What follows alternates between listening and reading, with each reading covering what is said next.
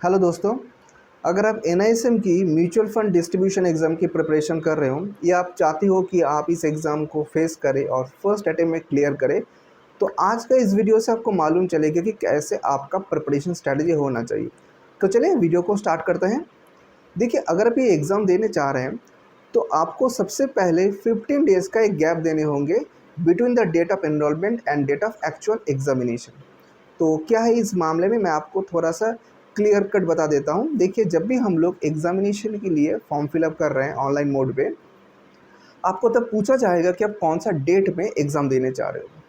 तो अगर आप फर्स्ट ऑफ किसी महीना, मैं अगर एग्ज़ाम्पल दूँ कि आप 1 तारीख को ये फॉर्म फिल अप कर रहे हो, तो आप कम से कम 15 से 20 दिन का गैप दे के जो नेक्स्ट अवेलेबल डेट है, उस डेट में अपना एग्ज़ाम स्लॉट जो है उसको बुक कीजिए।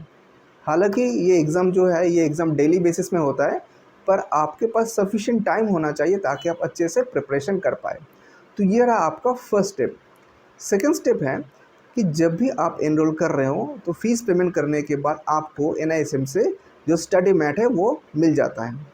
एक लिंक आ जाता है और लिंक में क्लिक करने से आपके पास पीडीएफ फाइल जो है वो डाउनलोड हो जाएगा। वो पीडीएफ फाइल कम से कम 350 टू 365 पेजेस का है। तो आपको उस स्टडी मैट को अच्छे से गो थ्रू करना है। पर कैसे करेंगे, इसके बारे में मैं अभी आपको स्टेप बाय स्टेप बताऊंगा।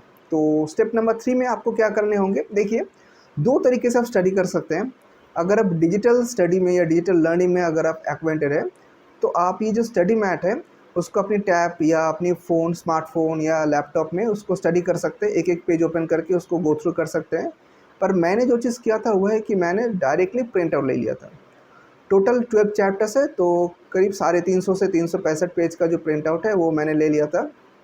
और मैंने एक स्पायरल बाइंडिंग बना के 2 या 3 मॉड्यूल भी उसका बना लिया था। अब ये जो आपका टोटल करिकुलम है जिसमें 12 चैप्टर हैं, अगर आप एक-एक चैप्टर को गो थ्रू करने जाओगे, अच्छे से स्टडी करने जाओगे, तो 2 से ढाई घंटा कम से कम आपको देने होगा। अब स्टेप नंबर 4 में मैं आपको बताऊँगा कि कैसे आप इस चीज़ को टैकल करेंगे। देखिए, हो सकता है कि आप स्टूडेंट हो या हो सकता है कि आप प्रोफेशन में हो या जॉब में हो। तो जो स्टूडेंट है उसके पास एम्पल टाइम है, आई होप। पर जो प्रोफेशनल है या जो सर्विस में है, उन लोगों के पास तो उतना टाइम नहीं है। तो कैसे वो टाइम मैनेज करेंगे, क्योंकि टाइम मैनेजमेंट बहुत ही क्रूशियल चीज़ है। तो मैं जैसे स्टडी किया हुआ है कि मैं ऑफिस से आने के बाद 2 घंटा डिवोट कर रहा था हर दिन, क्योंकि टोटल 12 चैप्टर्स है। तो मैंने ये डिसाइड कर लिया था कि कम से कम 12 डेज़ में मुझे एक-एक चैप्टर को कंप्लीट करना है।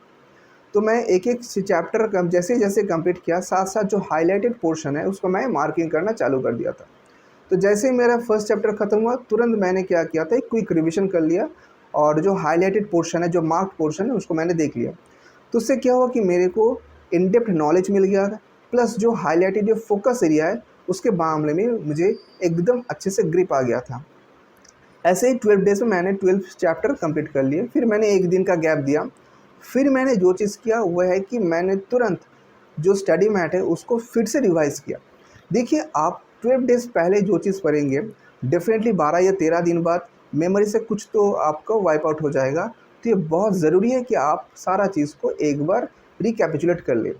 तो मैं ये 2 दिन में या 3 दिन में, आई कैन नॉट एग्ज़ैक्टली से, पर 2-3 दिन में मैंने पूरा जो 12 चैप्टर्स है उसको मैंने अच्छे से रिवाइज़ कर लिया था। तो ये करने से क्या हुआ कि मेरे पास कॉन्फिडेंस आ गया कि जो स्टडी मैट है वो मेरा कंप्लीट हो चुका है। मैंने उसको अच्छे तरीके से स्टडी किया, मैंने रिवाइज़ भी कर लिया। उसके बाद जो फ़ेज़ है वो फ़ेज़ करने के लिए मैं आप सभी को रिकमेंड करूँगा और वो फ़ेज़ आपको करना ही है। अगला जो स्टेप है वो है कि आपको यूट्यूब में जाके ऐसे मॉक टेस्ट वीडियो मिल जाएँगे। अभी मॉक टेस्ट वीडियो में क्या है, मैं आपको बता रहा हूँ। जो यूट्यूबर्स है वो एक-एक वीडियो बना रहा है जिसका लेंथ है 50 मिनट्स या 60 मिनट्स।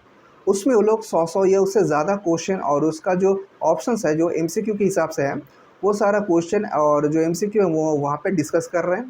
क्वेश्चन को बताने के बाद जो सही आंसर है उसका आपको मार्किंग करके दे रहे हैं और उसका लॉजिक भी बता रहे हैं। तो मैं यूट्यूबर से बहुत इन्फ्लुएंस्ड हूँ और वो लोग डेफ़िनेटली एक अच्छा काम किए। तो मैं ऐसा 3 या 4 मॉक टेस्ट वीडियो जो है, कंप्लीट मॉक टेस्ट वीडियो मैंने देखा।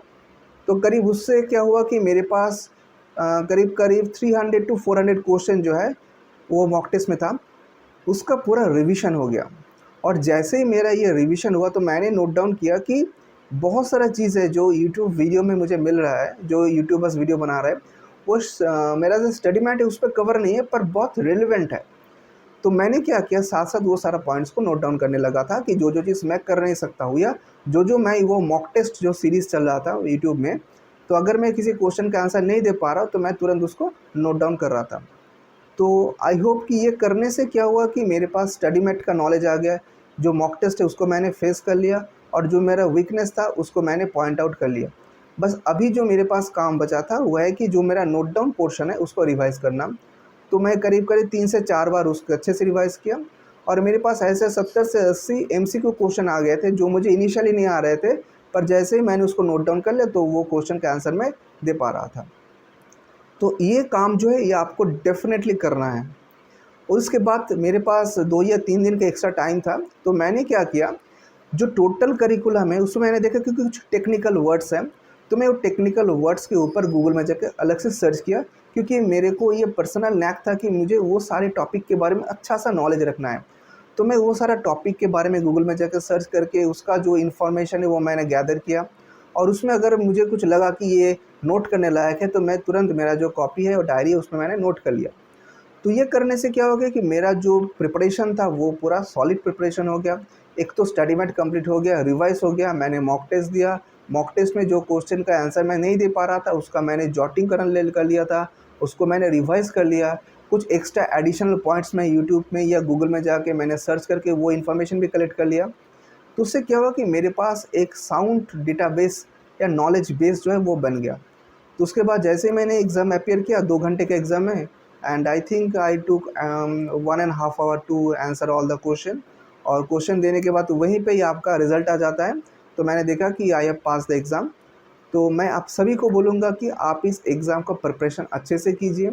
आप बिल्कुल भी लाइटली मत लीजिए कि ठीक है एग्ज़ाम है, दे देंगे, हो जाएगा, ऐसा बिल्कुल नहीं है।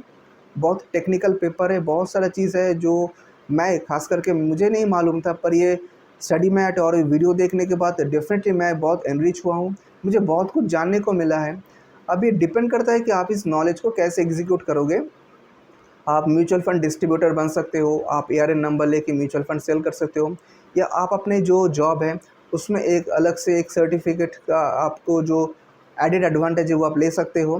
तो ये तो आप पे डिपेंड करता है, पर डेफ़िनेटली आपका पर्पस जो भी हो, आपको एग्ज़ाम क्रैक करना है और इसके लिए आपको अच्छे से प्रिपरेशन करना है। फ्रेंड्स, अगर इस सिलसिले में आपके मन में कोई भी क्वेश्चन है, तो आप इस वीडियो के नीचे कमेंट बॉक्स में जाके कमेंट करके मुझसे पूछ सकते हैं। हालाँकि मेरे पास उतना टाइम नहीं होता है, फिर भी मैं कोशिश करूँगा कि अगर मेरे से हो पाए तो डेफ़िनेटली मैं उस क्वेश्चन का आंसर आपको तभी प्रोवाइड कर दूँ। म्यूचुअल फंड डिस्ट्रीब्यूशन एग्ज़ाम से लेके और भी बहुत सारा वीडियो मैं बहुत जल्द बनाऊँगा, इसलिए मेरे साथ बने रहिए। अगर आप इस चैनल में नए हैं तो डेफ़िनेटली इस चैनल को सब्सक्राइब कीजिए, और ये वीडियो अगर अच्छा लगा तो डेफ़िनेटली मैं आपसे रिक्वेस्ट करूँगा कि एक थम्स अप दे दीजिए, कुछ कमेंट्स वगैरह कर दीजिए ताकि मैं भी मोटिवेट हो जाऊँ। आज के लिए इतना ही, बहुत जल्द मिलेंगे अगला वीडियो लेके। थैंक्स।